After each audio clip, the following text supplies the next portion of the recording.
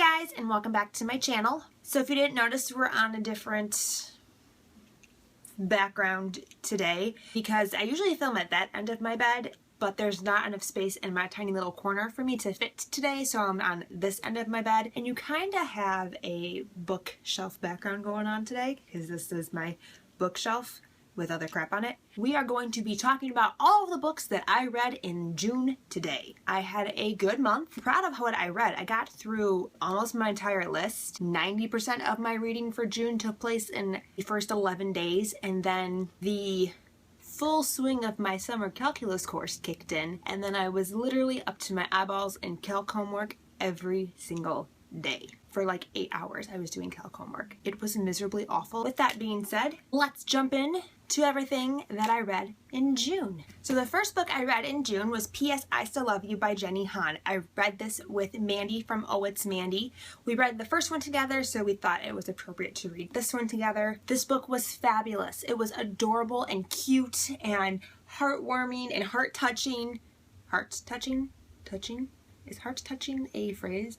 If it is, it was. It's so realistic and so relatable. I have an entire review for this book and for the first book, To All the Boys I Loved Before. I will link that down below if you want to hear my entire in-depth thoughts and all of my praise, because I did really enjoy this book. Now, since this is a sequel, I can't really tell you too much about the actual book because I don't want to give away anything. However, it was a perfect continuation to All the Boys I Loved Before. It was just seamlessly done. I believe it's a duology, but I really do think that she could pump out a third book, and I want her to pump out a third book because there's more to the story I think we could explore, and I would love to read about it. Even though it did end satisfyingly, I want more. And I have to say, Jenny Han, I really appreciate it because you referenced Frozen in this book, and it literally made me melt on the inside. It warmed my soul. It made me melt on the inside. Oh my gosh, just like Olaf. That was too perfect. It's a great summer read. It's light, it's funny. Because isn't that what we're all looking for in the summer? Light, fluffy, contemporary romance? I don't know, that's what I look for in the summer. After I finished P.S. I Still Love You, I finished Frostbite by Richelle Mead. Now this is the second book in the Vampire Academy series. This book was fantastic. Just exceeded every expectation that I ever had for this. I was not thinking that it was going to be as wonderful as it was because I did not like the Vampire Academy book. This one, I don't know if it's because it takes place over winter break when they're at a ski resort, so they're not in the high school setting, that I liked it so much more, but I didn't feel like that drama cattiness that I had in the first book. Because this is a continuation, I can't really tell you what it's about either. I am enjoying this more as I'm getting into the story. I actually finished this book with the burning desire to pick up Shadow Kiss, which was not the case once I finished Vampire Academy. I was like, I'm kind of done with this series, we're moving on. After I finished Frostbite, and that was Shatter Me by Tahereh Mafi, I finally got to it this month. I finally read it. Let me tell you, this book was very different from what I was expecting it to be. I actually had a really hard time getting into the story. I was very thrown off by the writing initially. I knew to expect that it was a little bit more poetic. It was unique and different. However, I wasn't expecting the way it came out in this book, and it was hard at first to overcome. And a lot of people thought it was very beautiful and very enjoyable.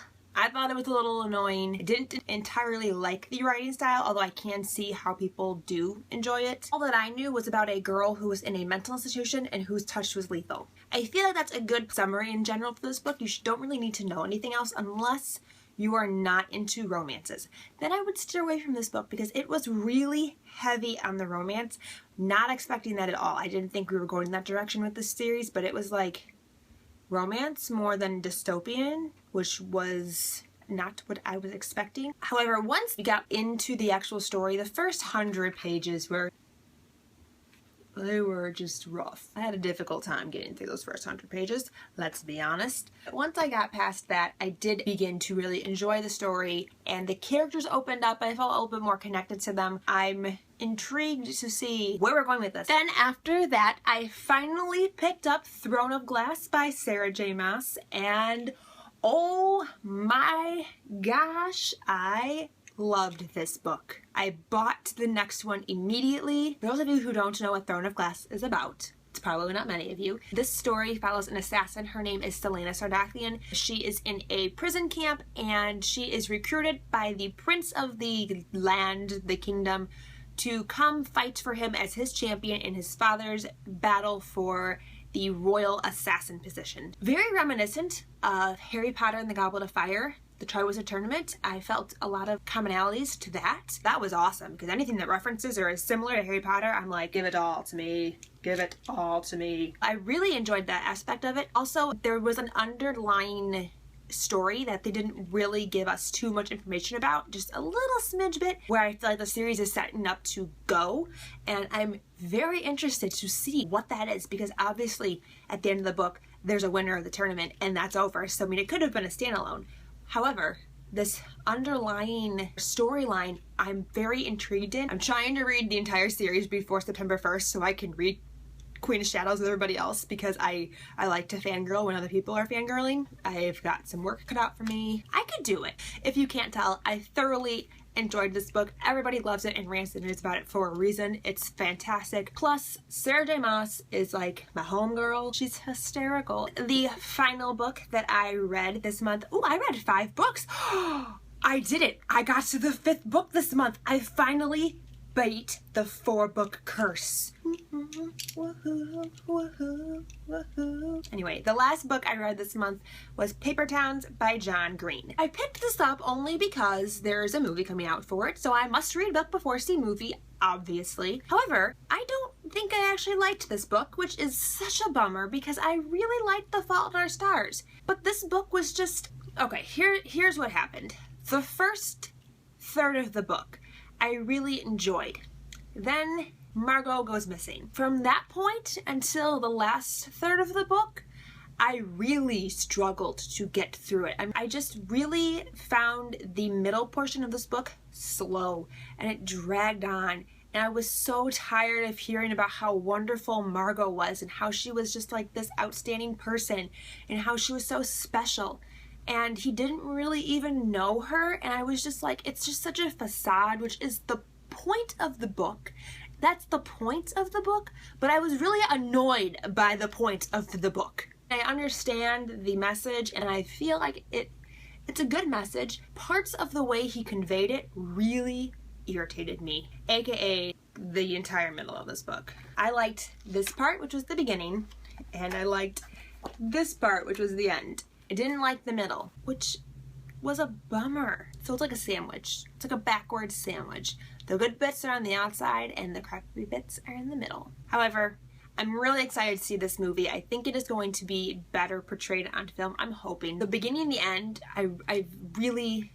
Because, oh, you know what? They were the adventure bits. I think I gave it like a 3 stars because it was 66% okay. 60% okay. And that was the final book that I read in the month of June. Like I said, I finally hit that 5th book.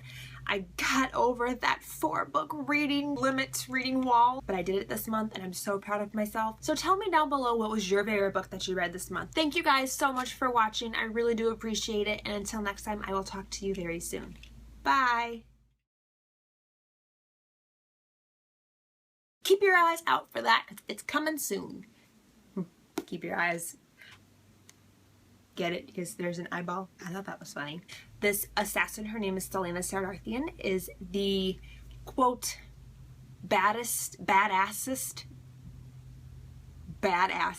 what, womp womp. I know when I do this, you guys understand what I'm trying to say, right?